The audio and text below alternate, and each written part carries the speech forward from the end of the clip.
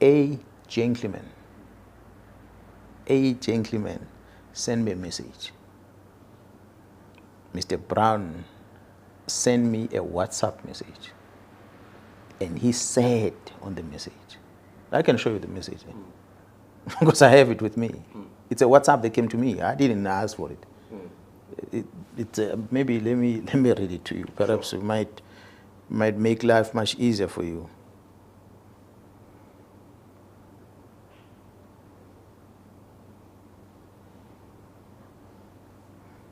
His name is Brown Mohosi, and I'm going to take it right there. The first message came on the 30th of September 2024, and it was sent at in the afternoon at 16:14 in the afternoon, and it reads as follows: My General, Brown Mohosi from Northwest. That's a first intro. I don't know the person. I don't have his number on my phone. Nothing. An internal attempt to discredit you through defeating the end case. Yeah, that's what he said. It's a second message that came 3 minutes later, 16:17. An internal attempt to discredit you through a defeating the end case. It ended there. I did not respond until the following day when I saw the message on the 1st of October. I responded. My response was that, morning, sir, what are you talking about? What defeating case are you referring to? And who is behind that? That's a question I asked him. And that was about 7:44 in the morning, the following day, which was on the 1st of October. On the same morning, in the same minute, he responded by writing a word thanks, I assume, but without his TH and X. Thanks. And from there, same time, he sends me a KZN for factual report. A factual report which is a report that, assuming, was drafted by the commander that was on the crime scene on the eve of that attempt arrest of that prison official. And this was directed to the provincial commission, which I never received. This factual report was directed to the provincial commissioner, and this very same factual report is not signed at the bottom. Although it's got the name of the member that was in charge, but so it is a report directed to me. It should have been signed, and it's dated on the 9th of January 2024. That was a day after the incident. So which means the member who was in charge was communicating to me that as per the engagement the previous night, this is what he has done. So this was a factual report. That was never sent to you? Which I never received. Maybe it might have been processed somehow, but I never received it. And this COP one is not signed. So he sends me this. The first question is, but where will a civilian person guess this thing? I have never heard of a name, Brown Mohosi, before in the police. So he sends me that factual report. And immediately, same time, he sends me the copy of OP entry. Someone took a photo of that OP entry, which is accompanying this report, which basically contains the same thing as 2 pages of the OP entry, containing the same thing that is on the OP. And after that, 7:51, the next message is, please handle confidentially. A meeting with the complainant will revert. That's his message. Next message, which he sends at 8:37, am in Lusikisiki today. Well, that's a WhatsApp message, which means I am in Lusikisiki today. And the next messages come after that. General Kumalo, DivCom, just checked your standing with him. May I introduce something else? He's still busy with the prison. Now I introduce General Kumalo. General Kumalo, DivCom, just check your standing with him. Yesterday, he pushed a negative narrative about you on the CITs in KZN. Again, the same complainant spoke with him. And then from there, he attaches a screenshot of a presentation, assuming was a confidential meeting, this one, which a crime intelligence was presenting their policies. He has a copy of that first slide. Could it be that he was in that meeting, or someone who was in that meeting took that picture and sent it to him? Well, I didn't know. So this was to him to prove that I must trust him because he's making a reference to crime intelligence. Now, my response to him was that I hope you understand. No, sorry. He writes another message again. He says, I hope you understand, will revert. Confidentially is key here. That's still him. And then I gave him a lengthy response, which was sent to him on the same date at 9:25. Maybe let me read that response again I sent to him. I know that matter very well, which was an alleged operation that was conducted at the premises of a high-ranking TCS officer without a search warrant. That was a state house, which is within TCS premises. Who doesn't know that at prison there are too many illegal activities taking place? The alleged illicit goods were found in the dustbin which was outside the house. Those members felt that only the TCS senior must be held responsible, hence they wanted to charge her. It is a known secret that there are many illegal activities that are taking place within TCS, so to simply blame the house tenant for items that are found inside the dustbin was malicious, and it would have not been successfully prosecuted, and a civil claim would have been registered against the ACPS. The minister will learn the truth one day about the items which have been about that team which have been complaining that I have made them conduct crime-fighting operations which are outside their mandate, although when they want to, they do such duties. For example, this one, which was carried out without following legal process, and let alone informing either myself nor the district commissioner. That was my response first. And then the second response about the DIVCOM, I asked him, what did he say about me when I was talking about Jaro Kumar? And then he responded on my first message. He says, the minister is briefed. He has just arrived in Lusikisiki. General, this must be in your chest. The next message. And well, I responded to him and said, trust me on this one. And he responded again, you are having your interest, and that maybe you are having your own cartel. You don't listen to CI. Then Masimula intercepted him, meaning Masimula was in a meeting when Kumalo was uttering these words, and Masimula intercepted him. And also spoke about your provincial CI. Remember, he is retiring next month. And I responded, I said, please get me that presentation if there is one to confirm, or otherwise if there is any recording. That's me asking him. And his response was that nothing. General Khan will brief you next week. So introduce now General Khan. General Khan was brief you next week. And I said, sure. And then he sent me another message back in Johannesburg. He tried to call me on the 2nd. There's a missed call. And then on the 4th, this is October, sent me another message, good day, General, met with the complainant. And he tried to call me, I didn't answer. On the 16th, he called me, he sent me a message again, he said, good day, General, and he sent another one, he deleted it. On the 30th of October, he called again for 42 seconds, and I didn't answer his call. So I never spoken to him again. He has never sent me any message again. So it was then where I wanted to verify whether this so-called Brown Mokgotsi, who then alleges that he was a Lusikisiki and the minister is aware of these allegations that he's talking about, because I did ask him specifically about this, what he's saying. Where exactly where he mentioned the minister? Oh yeah, that was at 9:28. The minister is briefed. He has just arrived in Lusikisiki. Now I knew on that day there was that massacre, and the minister was visiting there at Lusikisiki. That's when I called the chief of staff to try and establish the identity of this person. I said, Chief of Staff, do you know this person? That's when the Chief of Staff confirmed to me that yes, he knows him, that he's close to the minister. So when I went to Parliament, I pulled it from there. I told parliamentarian, I said, the person who introduced anything about the prison was a person who's outside this police.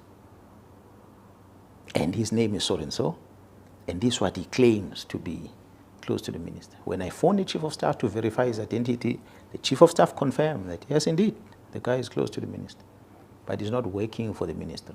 He's maybe a politician or somewhere from Northwest. So, but how will a person who's outside the department have in his possession information from the police, a report, as well as a copy of the OP? How does he get hold of it? And then he make reference to him in Ligisigisi with the minister, and the minister has been briefed, and he make a reference of Gerald Khan, who is going to brief me about more information. So it was just strange, but I never wanted to get involved with it. I concluded that perhaps this whole thing is coming up as a result of my acceptance of an appointment to be a presiding officer of a matter against Gerald Khan. And I believe at the time, because the lawyers were sending me emails and the likes, I started believing that, so someone perhaps wants me to back off from the case, and I will not back off from the case, because I accepted that I'm going to preside over that. There must be fairness on both sides. What is the interest of the employer and what is the interest of the employee? That's why I went for that hearing. And the matter set, and I felt that I dealt with it fairly, and I cleared Gerald Khan on all those charges that they were leveling against him.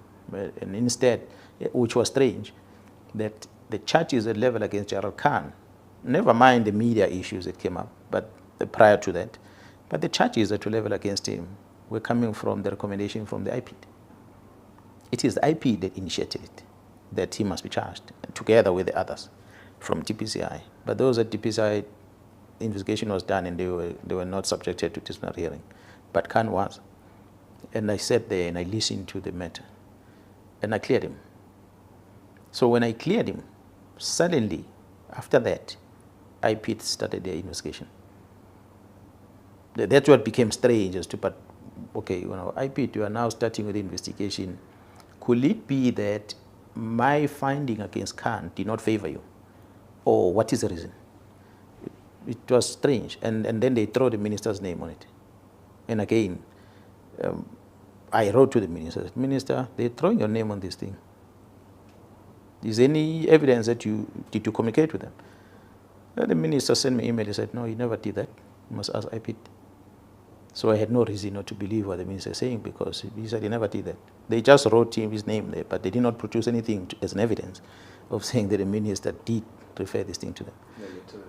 So it remained an IP thing. So where the IP is going with it, there was a media statement of saying, no, it didn't come from the minister, it was a whistleblower or an anonymous complaint. And I'm thinking, how do you have an anonymous complaint on a matter that is in a public place for 2 months?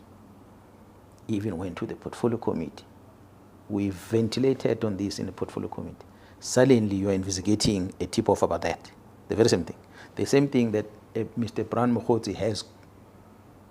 He has it on his phone. In September last year, a new IP are getting it now anonymously. So for me, I just felt, you know what, let them investigate whatever they're investigating. So you hear what I'm talking about. I never mentioned Gerald Sibia, not once. The whole thing about the correctional service, it started there, introduced to me by a person who claimed to be close to the minister.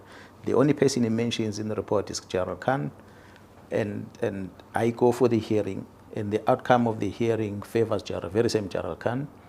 And next thing, the IP, who the one that made the recommendation about charging Khan, they are now suddenly investigating this one.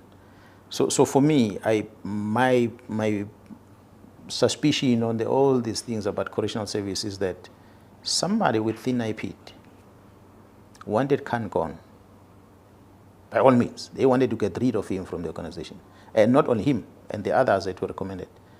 But they were not successful, because we did not just go in a disciplinary hearing with our eyes blind. We tested evidence, and as a police officer, it pained me to see that the person who saved the organization's image, Gerald Khan, in 2021, is the one now who's been subjected to a case like that. And it was just not fair. I cleared him, because evidence was presented there who couldn't justify that Khan had done anything wrong. Instead, he is the one who should be giving a medal for what he did, because he saved the organization's image on the day. But it will appear that within IPID, whoever people that made the recommendation for him to be charged, they're upset about the decision. I feel the whole investigation thing come from there. I don't think it initiated by anyone. If you are saying Jairus Sibiya had something to do, whoever is spreading the rumor, I don't believe that Jairus Sibiya had anything to do with it. Not at all. I feel it comes from that institution who wanted Khan gone, because they couldn't get him out. Now they're turning their focus on me. Well, I will take it. They can try whatever they will come up with. So if they will do this investigation, they can launch any other investigation that they want to. They've got a constitutional right to do that. I can't stop them. But the truth will always come out. So I'm not puzzled. I'm not afraid of anything. If they decide that they are going to launch an investigation, and they're welcome to do that for any other person. Of late, I heard that is also my name is mentioned on a kidnapping of that person from Watu who was kidnapped and those suspected were arrested. They say, no, I was part of that whole investigation that I'm told it ran all the way. I know the team went following up this, and it was DPCI team, not even under the provincial commissioner. But they went to Gauteng, went to Mpumalanga province, and eventually it looks like this other policeman who was alleged to be suspect was caught in Mozambique and brought back into South Africa. Really, the whole issue about the case was handled by DPCI until those people were released. Was DPCI meant? You know, DPCI don't necessarily report to the provincial commissioner. They work independently. So at what stage then do I become part of that? So obviously, if someone feels that they need to target me for whatever reason, I can't stop them. They can do that. But if we're to say all these are happening because of Jairus Sibiya, I'll say then no, that's not true. It cannot be. Cannot be.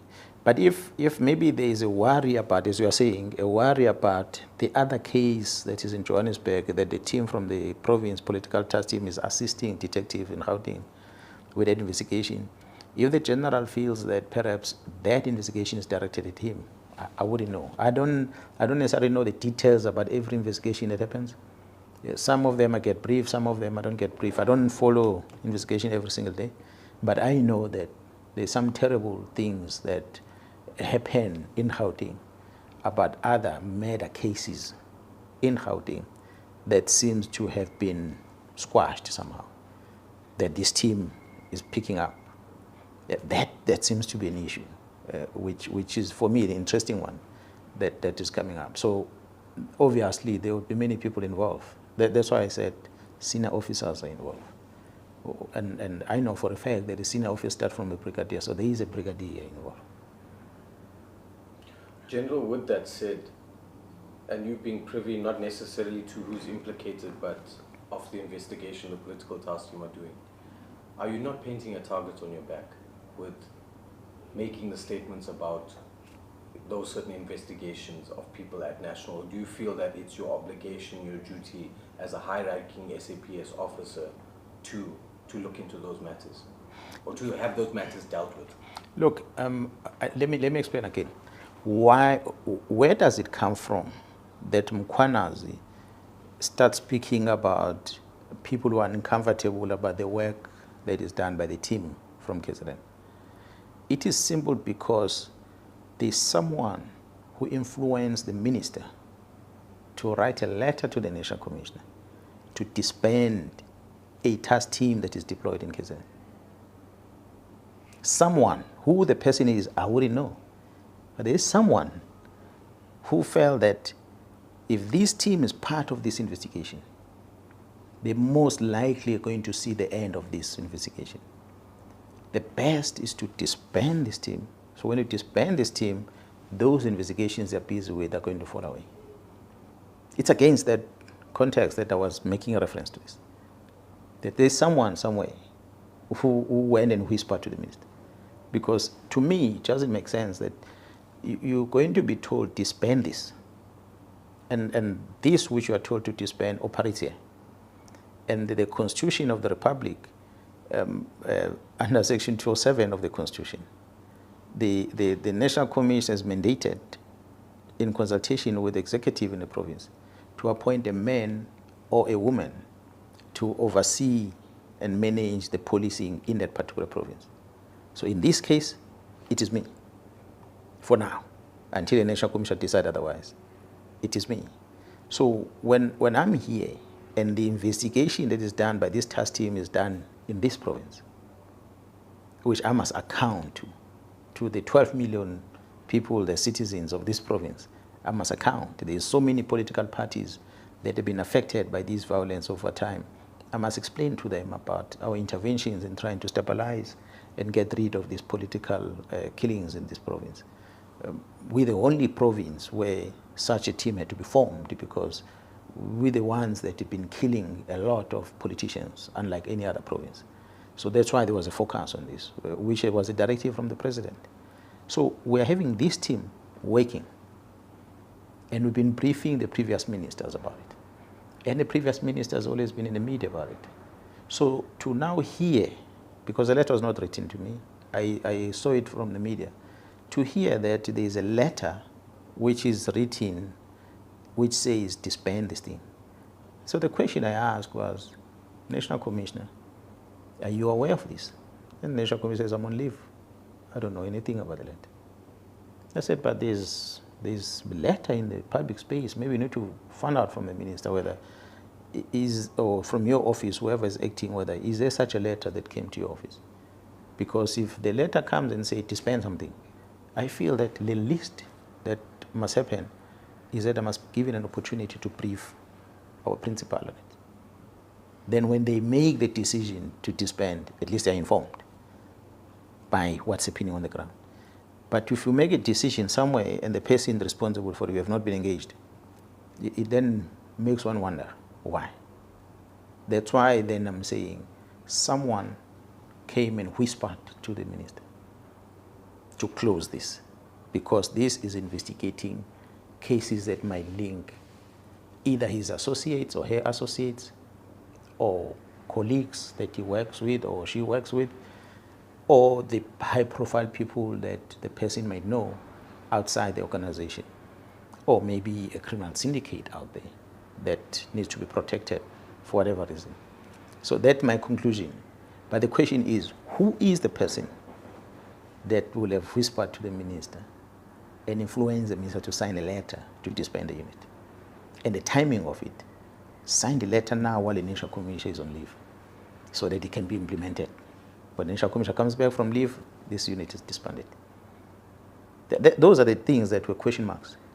So when I was talking against that. I said, there shouldn't be someone from the head office who's now going to try and influence the minister to destroy investigations that are happening against crime, which means as the team is investigating, they are not only dealing with what they see before them.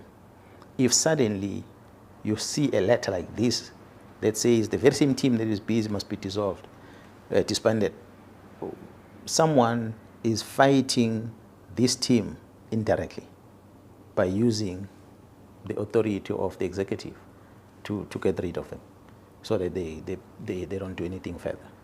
So it is that what I was fighting for, and I'm still fighting for it. So if that puts a target on my back, it's a tough thing, because the very same members that are investigating, they've got a target on their back for sure, because they are doing the investigations.